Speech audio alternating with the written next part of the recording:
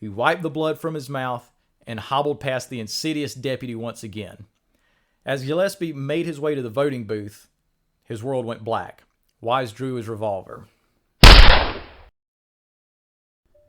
Hey guys, this is Tommy Dimsdale. I'm a regional director with the National Association for Gun Rights, and like many of you, not only do I love defending our Second Amendment rights, but I also enjoy learning about the stories and reasons as to why we fight for those rights. So that's why today we're going to be looking back at a fascinating story of corruption, intimidation, and violence that was only conquered by a group of courageous GIs who liberated their small town by force from a insidious group of politicians. Now, this is the story of the Battle of Athens, Tennessee. Our tale begins in 1936, where we're introduced to our story's villain, Mr. Edward Hall Crump. Now, Crump had served as councilman, 2 terms as state rep, and even mayor of Memphis for 3 terms. But his greed for money and power were about to ascend to something unthinkable. Crump had big plans to multiply his wealth through the corruption and intimidation of the citizens of Tennessee, and his first target was the town of Athens in McMinn County, where Crump would run his political empire for the better part of a decade. Crump began funding the Democrat elections of many sheriff races across the state, but he also got his big start with Paul Cantrell in McMinn.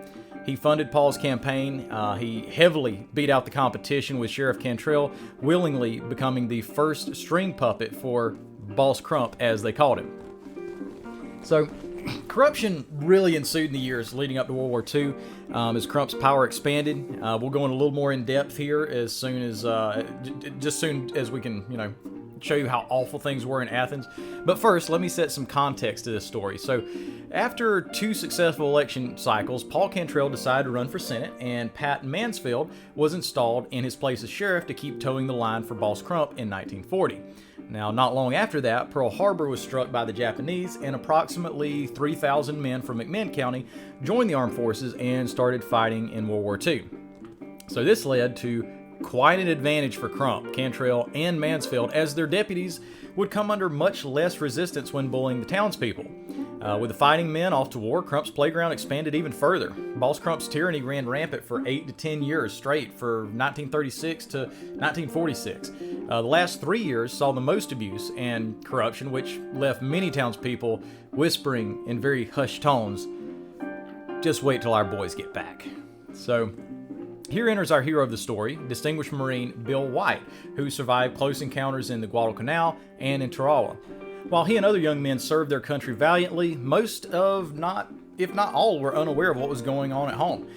Bill White, he had been training young Marines on Parris Island. He was readying them for the assault on Japan when he heard of his grandfather's passing. White got his first taste that something was amiss when coming back home to attend his grandfather's funeral, when he stopped into a gas station. "I'll take 5 gallons, he told the serviceman. The proprietor looked back at the Marine grimly. "Well, you ain't getting it. Don't you know there's a war going on?" Bill, under the assumption the station was under orders to ration fuel, politely tried again. "It's only 5 gallons. The disgruntled serviceman responded more gruffly. "I don't care if it's 1 gallon. You ain't getting any of this gas." Puzzled, White walked around the corner. He saw an old friend and he spoke to him. He said, "That rations guy, he wouldn't give me any gas." His friend chuckled and said, "Well, that's easy, Bill. I mean, just look. There's a police chief right there. Give him $5 and he'll give it to you." So Bill walked up to the police chief, ordered 10 gallons, and watched the cop count out Bill's money and stuff it directly into his shirt pocket. This was Bill's first indication that something was off. And once home, his father told him of further tragedies. Bill's father would walk about 5 miles to work and often carried a lunch pail with a bottle of milk. One late night, returning home, he noticed a car following him, and even slowing down to stay behind him. His father began running, not aware that it was actually a McMinn County police cruiser chasing him, and the vehicle swerved around in front of him and out-jumped 4 deputies carrying batons at the ready. The deputies arrested him, took him to jail, confiscated his bottle of milk, and the deputies decided that the bottle smelled funny and that Bill's father must be bootlegging. So he was fined $16.05, nearly a week's pay back then. So Bill knew that there was something off in Athens, but he knew he had to get back to his service as soon as possible. There was a war to fight. After the war concluded, hundreds of GIs started returning to their home in Athens after fighting bloody battles in the Pacific. Bill and his comrades were finally on their way home on a Greyhound bus when blue lights flickered behind them. So no big deal. Maybe the driver was speeding. No telling. As soon as the bus doors opened, one of Crump's top henchmen, Deputy Wendy Wise, stomped on board. "All right, everybody out," he shouted.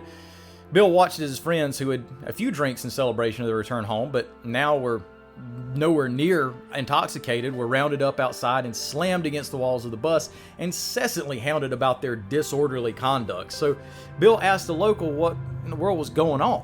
The local explained to him that this is pretty much the norm. Deputies always pulled over these buses and would trump up charges on anyone for anything as long as it served to line their pockets.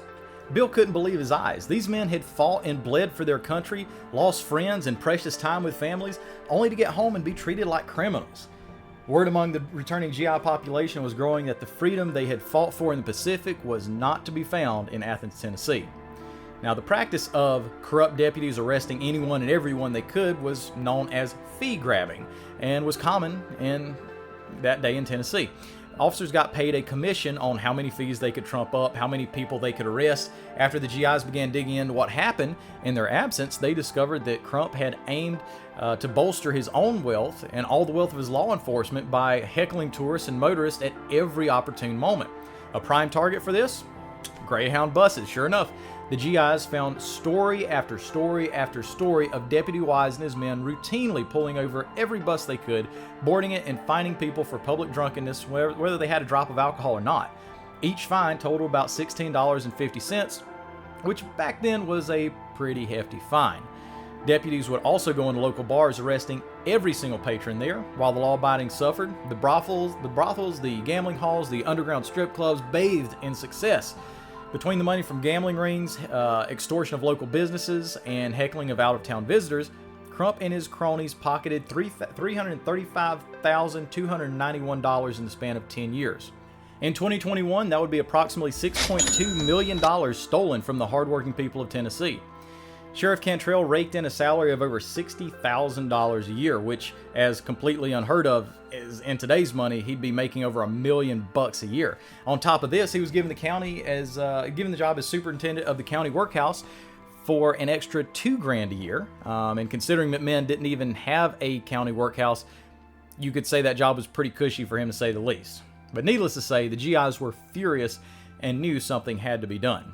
With the sheriff departments flush with cash, Crump's men could always easily win any election, and when that election was in doubt, the sheriff's department would always arrest poll watchers of the opposing candidate, cause a ruckus, and use that disturbance as an excuse to seize the ballot boxes where they could be counted in private. Many citizens who were known to oppose Cantrell and his men would conveniently find themselves behind bars when election time came around, and select people would often have their registration papers decertified, oftentimes from the very official that gave them out in the first place. Word also went around to the elderly in the community that their pensions would be done away with if they didn't vote right. And in one case, a Republican election judge tried to view the ballot count and was subsequently struck down, dragged into an adjoining hallway, and beaten until paralyzed. To no one's surprise, Crump's men always ended up on top every single time. A hardware store owner wrote the United States Attorney General Francis Biddle, imploring him, "The good people of this county are sacrificing for the cause of America's freedom, but have lost their freedom at home.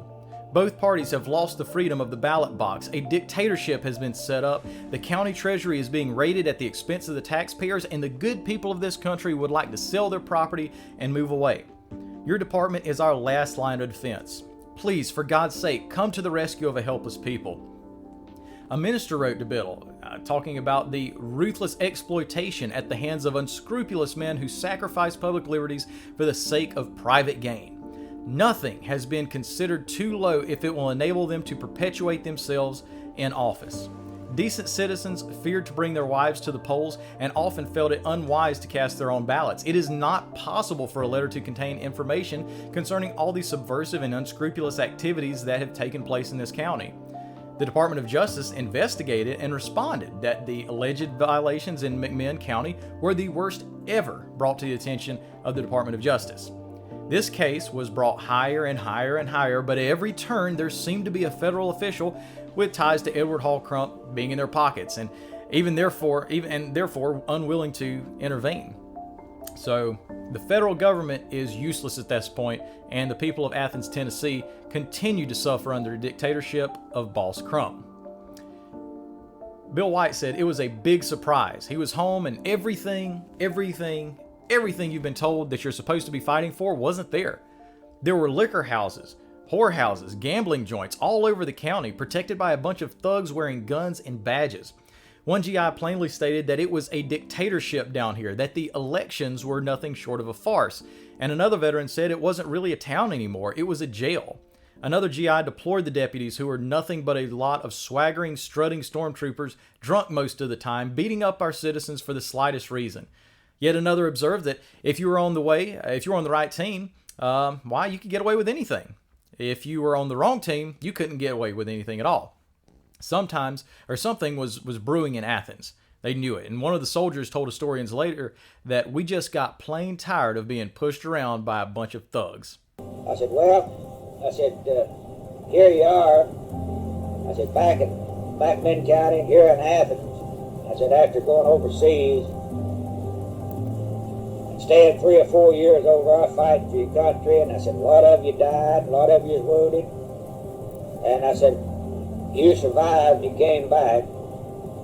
And I said, you thought that you had some freedom in this country, but I said, you come back and said you didn't have no freedom at all.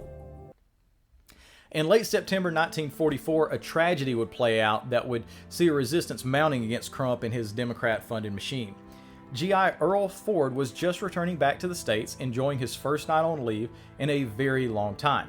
He and a friend went out for drinks and some relaxation, and from the dark corners of the dimly lit bar sat Deputy Minus Wilburn. Now, Wilburn had seen much success from harassing vets since they began returning home. They always had money and they carried it with them. Wilburn prepared for his misdeed by quickly deputizing local hellions Clyde Davis and George Sperling, both of them who had seen ample jail time. While GI Earl Ford was walking to his car, Deputy Wilburn and his new henchmen attacked Wilburn's newest deputy, George Sperling, clubbed Ford from behind and continued beating him to the ground, bloodied and dazed. Ford sat up on his knees with his hands in the air, showing no resistance. Fortunately, Sperling drew his gun and shouted, "Don't move or I'll blow you in two." Ford complied, but Sperling was annoyed the GI wasn't fighting back, and in his frustration, George Sperling pulled the trigger, sending a .38 caliber bullet through Ford's chest, killing him. Of course, the next day, Deputy Wilburn took to the media to defend the situation, saying that his deputies were honorably acting to dispatch a group of ruffian sailors that Ford had attacked Sperling in the incident, and claimed that he had to pull Ford off of Sperling's back. Deputy Wilburn planted a knife under the body of Ford, claiming he was armed. However, a cattle rancher from South Carolina was the first on the scene after the murder and testified that he never saw a weapon. In fact, Ford was wearing a sailor's uniform that had no pockets at all and therefore nowhere to conceal a weapon. The townspeople knew that what had really happened, though. There was no doubt that a young GI had been murdered in cold blood that night, and the corrupt local officials were easily covering their tracks, and there was no law enforcement to punish them. It was time the corrupt pay for their crimes, and Bill White would be the one to lead that charge to do it. The GIs began organizing their own ticket called the Ex-Serviceman's Cleanup Ticket for McMinn County. They were going to run 5 county-wide ballots, but the center of the attention, of course, was on the sheriff's race.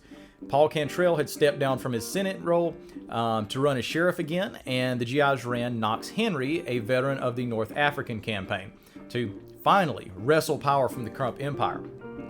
So as news spread of the plan to thwart Crump and his cronies, GIs began receiving threats to their families. On the eve of the campaign rally on July 3rd, Bill White was awoken from his sleep by his phone ringing well past midnight. Bill answered the phone, and at first there was no response but breathing on the other end. Frustrated, Bill began to cuss the caller when he was interrupted, saying, "You sure do have a nice family on that farm out there. It'd be a shame if something were to happen to them. Stay away from tomorrow's rally if you know what's good for you." Bill stood in stunned silence as the line went dead. He knew this was about the campaign, and this meant that they had to win. The next few weeks were brutal. Volunteers were harassed, arrested, further threats were made, and nasty mailers were sent out everywhere, slandering the GI's attempts to right the wrong of Crump's democratic monopoly of power. Crump and Cantrell knew if they didn't rout this effort by any means necessary, they would end up losing all of their authority. So, they resorted to their old tactics again.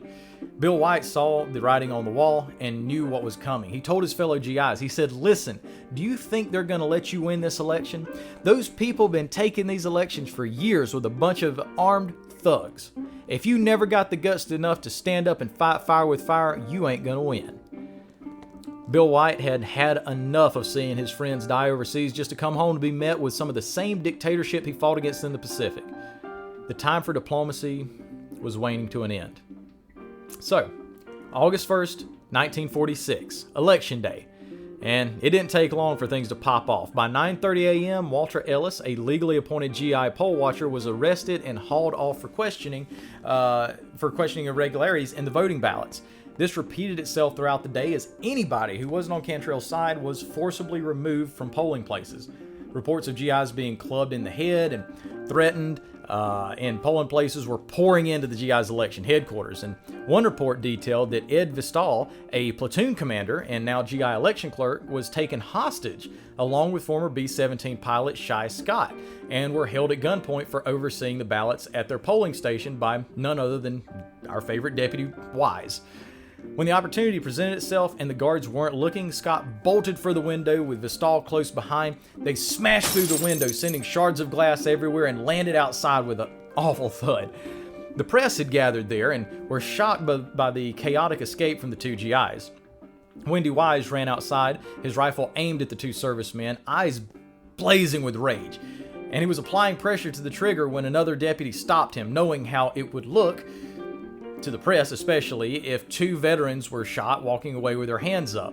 Some of the veterans back at HQ began questioning if a win was even possible at this point, but Bill White knew from the beginning how this would end, and they started making plans to rout the corrupt police force from taking the ballots once again.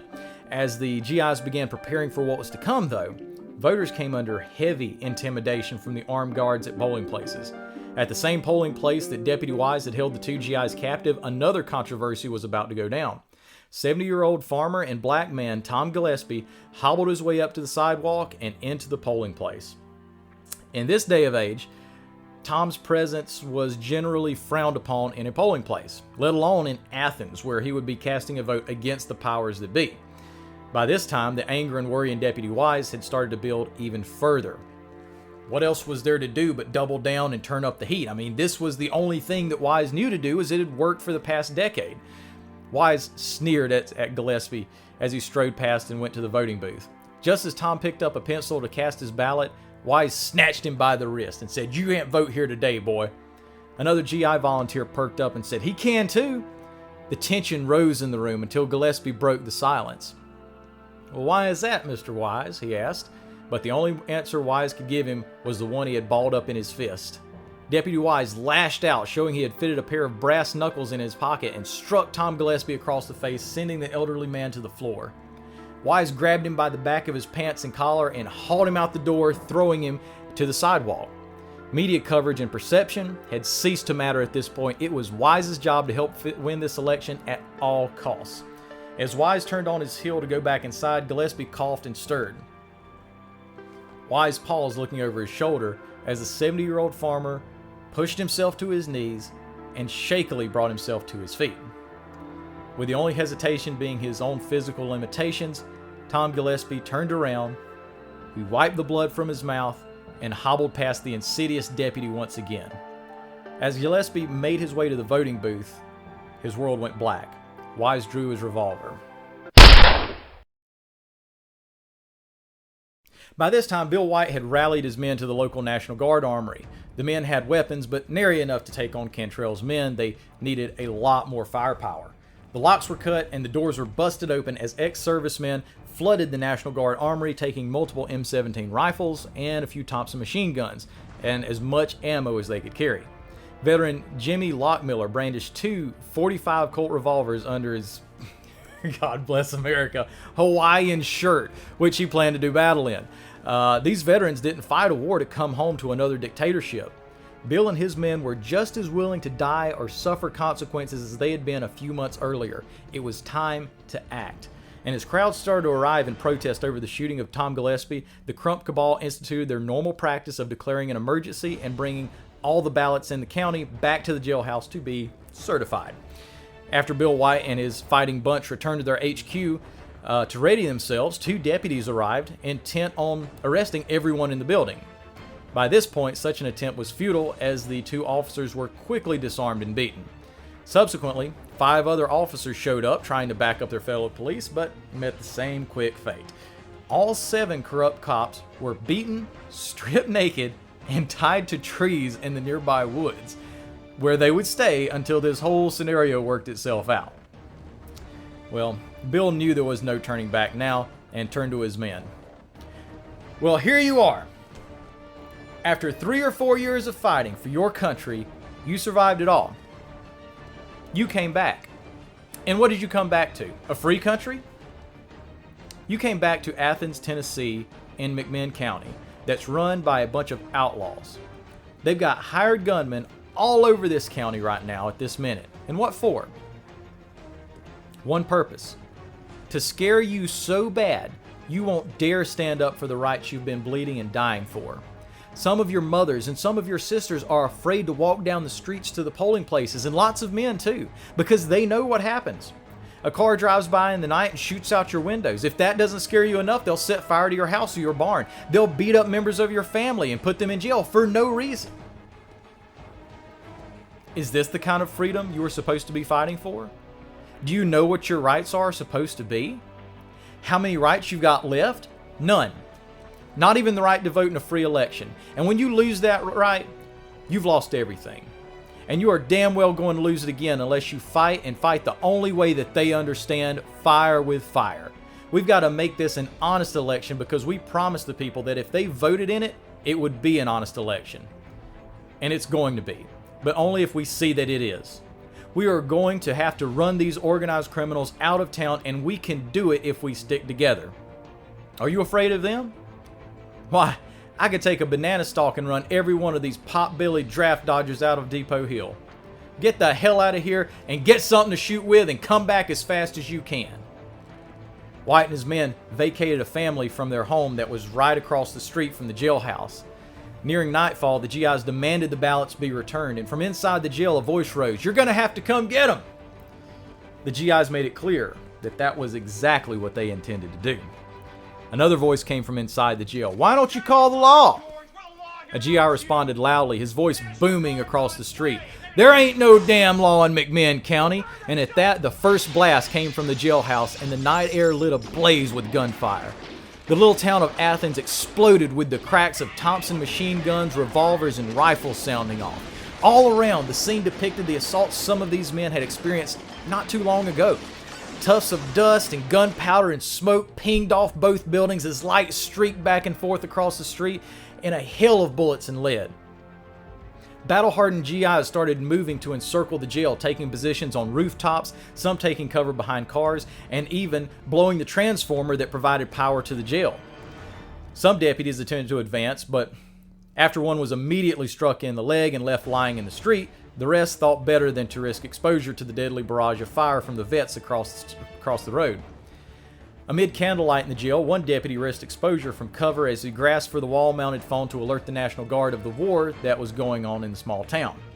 It didn't take long for sharpshooters to notice, and the deputy crumpled back to the ground, being shot through both his thumb and his jaw. But Bill White was already notified that the National Guard was on their way. He knew that if the National Guard got there before the ballot boxes were obtained, that all these men would be arrested and put under the jail. So they had to do something. Fellow GI Ken Mashburn, an explosive expert, reminded White of where the county had stored some dynamite for clearing roads and construction purposes. White quickly dispatched a group of men to hastily retrieve the dynamite before the guard could show up, and after hours upon hours of fighting, and with the morning approaching fast, White had to put an end to this quickly. When the men returned with the dynamite, they took haste in deploying its power. GIs began making their way across the street to within distance of the jail. They lit single sticks of dynamite, throwing them into the street. One landed right beside a McMinn County patrol car, launching it into the air and landing it on its roof, wheels still spinning. As the men across the street kept suppressive fire on the deputies, the men on the ground finally came within striking distance of the jailhouse. One GI bundled 5 sticks together, lit the fuse, and lobbed it with all his might towards the front of the jailhouse. If the night hadn't seen enough chaos already, the raucous explosion pierced through, even making the loud gunfire seem like rain on a tin roof. The explosion rocked the very foundation of the building, sending bricks and dust and debris across the road and far into the air. Chunks of hardened red clay flew by the heads of the crouching GIs as they took cover behind police cars. Dust soared, wood splintered, glass shattered, and metal twisted as the dynamite wreaked havoc on the front of the jailhouse. As the dust settled, the GIs could see the toll it had taken. A large hole had been created in the front of the jailhouse, and the explosion had effectively torn the porch off of the building, leaving it leaning at a precarious angle. Knowing the importance of momentum in battle, Bill White rallied his men to open up with every gun they had at their disposal. The night lit up again as tracers scorched through the air, but this time it was only going in one direction. Tusks of dust and brick sparked off the walls, glass fell, curtains were reduced to shreds as the unmerciful gunfire poured from White's men. As the volley began to die down, a faint voice could be heard over the gunfire. "We give up!" GIs stormed into the jailhouse, rounding up dozens of Cantrell's men and marching them outside. Several of the deputies were attacked on sight by the townspeople, but not one casualty was recorded that night. The next morning, the deputies were arrested, and when the final tally came back and votes were counted, the GIs swept every seat by storm. Knox had run his race and won by a margin of 2,175 votes to 1,270. The deputies were arrested, the sitting sheriff resigned, and Knox immediately began cleaning house in McMinn County. The GIs fully expected a retaliation from federal government forces, but none ever came. Instead, when a federal judge ordered a full investigation, the local National Guard wrote back. They responded that they found no evidence that their armory had been broken into and that no investigation was needed. One FBI agent came around to town trying to pry around for someone to arrest, but local townspeople remained quiet and tight-lipped and refused to say anything. He left with no more information than he came with. Deputy Wise pled guilty to felonious assault against Tom Gillespie, who luckily survived being shot in the back. He served 1 year in jail and was paroled. But Deputy George Sperling ended up being sentenced to 15 years in jail for the murder of Earl Ford. This whole occurrence proved to be the undoing of Crump and his wicked organization across Tennessee. More and more sheriff seats fell to more honest, law-abiding good guys, and Crump's empire devolved into shambles. Hey, even Bill White became a deputy for the McMinn County Sheriff's Office under Knox. So this is a fascinating story, and I hope it can spur your interest in not only more tales of historical importance, but also activism in your community, because you see, politics starts local. And obviously in this story, had the men not had access to firearms, the Crump cabal would have been able to keep up their tyrannical dictatorship of Tennessee's citizens. But since we have the blessings of not just the Second Amendment, but our natural right as free men to keep and bear arms, we too have the responsibility to protect those freedoms. And that's why we here at the National Association for Gun Rights continue to fight for your gun rights every single day. It's only because of the sacrifice and courage of brave souls like Washington, Jefferson, and more modern heroes like Bill White do we have the opportunity to call our legislators, send them a postcard, email, or a letter, or talk to them, lobby them, and even run for office should they refuse to listen. Those men gave the ultimate risk, and some the ultimate sacrifice for you and I not to have to. All we have to do is stay engaged in our political spheres. So when the National Association of Gun Rights sends out a call to action to you, whether that be calling your elected official, tearing off and sending out those postcards we sometimes send out to you, or simply donating so we have the means to continue lobbying on your behalf, I ask that you do it. Far more sacrifice, blood, and loss has been spent for us to enjoy the simplicity of activism. We don't have to face down bullets on a battlefield. That cost has already been paid. So in honor of the sacrifice that these men have laid down, please Join the National Association for Gun Rights, run for office, or even organize your own group to advocate against corrupt and anti-liberty politicians at every opportunity. You've been given the most extraordinary opportunities to make a change in your country, state, and county, and all at the cost of human lives. Will you take up that call to action? Once again, my name is Tommy Dimsdale with the National Association for Gun Rights. God bless you, your family, and this country we love so dear, America.